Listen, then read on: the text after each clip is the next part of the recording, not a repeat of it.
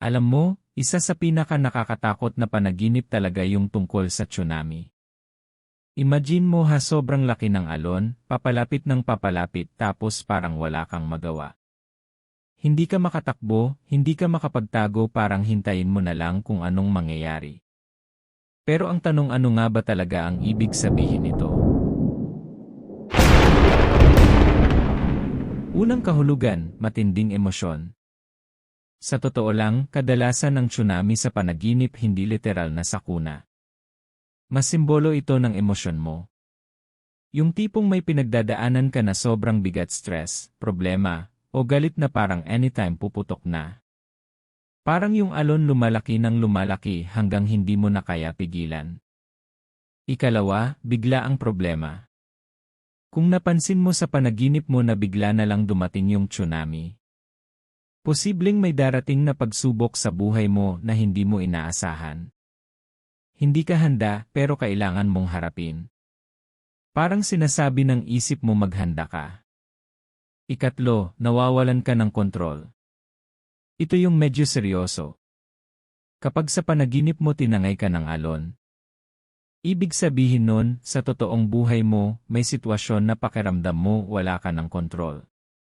Pwedeng sa relasyon, sa pera, o kahit sa sarili mong desisyon. Ika-4, malaking pagbabago. Pero hindi lahat negative. Minsan, ang tsunami ay simbolo ng pagbabago. Magulo, nakakatakot.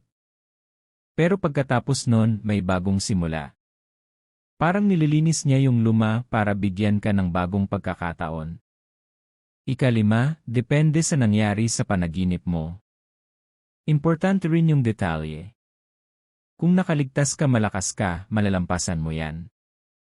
Kung sobrang takot ang naramdaman mo, baka may anxiety ka sa totoong buhay. At kung nanonood ka lang posibleng hindi ikaw ang direktang apektado, pero may nangyayari sa paligid mo. Sa totoo lang, ang panaginip na ganito hindi lang basta panaginip. Minsan, ito na yung paraan ng isip mo para sabihin, hoy, may kailangan kang harapin. Kaya kung nanaginip ka ng tsunami, huwag ka agad matakot.